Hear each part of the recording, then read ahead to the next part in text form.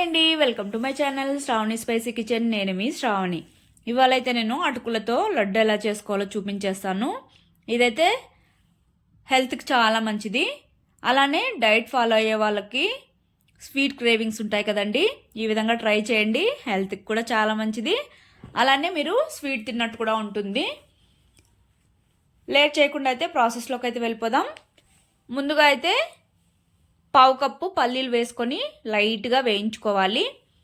ఆ తర్వాత పావు కప్పు పుట్నాల పప్పు అంటారు కదండి, అది కూడా వేసుకోవాలి. నేను ఇక్కడ తక్కువగా ఉండడం వల్ల 2 స్పూన్స్ మాత్రమే వేసుకున్నాను. వేసుకున్న తర్వాత దూరగా వేయించుకోవాలి. పల్లీలు పుట్నాల పప్పు వేగిన తర్వాత 1 కప్పు దాకా అటుకులను వేసుకొని అటుకులు అనేవి క్రిస్పీగా అయ్యేంత వరకు వేయించుకుంటే సరిపోతుంది. కలర్ రావాల్సిన అవసరం లేదు. ఇక్కడ ఆయిల్ కూడా ఏమి యాడ్ చేయకుండా డ్రైగా రోస్ట్ చేసుకోవాలి. తర్వాత ఒక 2 స్పూన్లు గసగసాలు కూడా వేసుకొని ఫ్రై చేసుకోవాలి. ఫ్రై అయ్యాక ఒక ప్లేట్లోకి తీసుకొని పూర్తిగా చల్లారనివ్వాలి. ఇప్పుడైతే అదే కడాయిలో 2 స్పూన్లు దాకా నెయ్యి వేసుకోవాలి. ఇందులోనే ముందుగా అయితే కిస్మిస్ ఈ విధంగా వేయించుకొని తీసి ఒక ప్లేట్లో పక్కన పెట్టేసుకోవాలి. తర్వాత జీడిపప్పులను కూడా లైట్గా దూరగా వేయించుకొని తీసి ఒక ప్లేట్లో పక్కన పెట్టేసుకోవాలి. ఇక్కడ కిస్మిస్ జీడిపప్పులే కాదండి, మీకు నచ్చిన డ్రై ఫ్రూట్స్ అయితే వేసుకోవచ్చు. తర్వాత ఇక్కడ బెల్లం వేసుకోవాలి. బెల్లం అనేది స్వీట్ తినే వాళ్ళకైతే 1 కప్పు దాకా, కాస్త తక్కువ తినే వాళ్ళైతే 3/4 కప్పు వేసుకుంటే సరిపోతుంది. వేసుకొని ఇక్కడ బెల్లం అనేది నెయ్యిలోనే కరగనివ్వాలి. కరిగిన తర్వాత ఇందులోనే 1 కప్పు దాకా వాటర్ అనేవి వేసుకొని మొత్తం బెల్లం ఈ విధంగా మిక్స్ చేసేసుకోవాలి. ఈ విధంగా మిక్స్ చేసుకున్న తర్వాత ఒక 2 నిమిషాల పాటు ఈ విధంగా బాయిల్ అయితే సరిపోతుంది. పాకం ఏం రావాల్సిన అవసరం లేదు. స్టవ్ ఆపేసి ఇందులోకైతే కొద్దిగా ఇలాచి పొడి, అలానే మనం వేయించుకున్నాం కదా డ్రై ఫ్రూట్స్, అవి కూడా వేసేసుకోవాలి.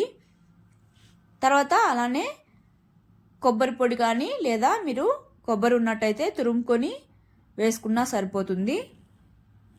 తర్వాత ఇక్కడ మనం వేయించుకున్న పల్లీలు అటుకులు మొత్తం ఈ విధంగా రవ్వలాగా మిక్సీ పట్టుకోవాలి.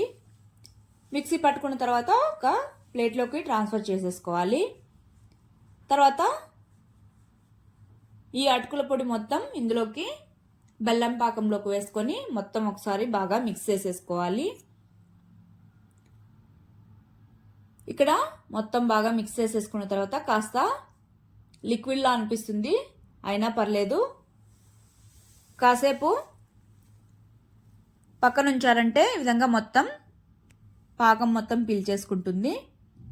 ఆ తర్వాత అయితే కొద్దిగా నెయ్యి వేసుకొని ఒకసారి మళ్ళీ బాగా మిక్స్ చేసేసుకోవాలి. ఈ విధంగా అయితే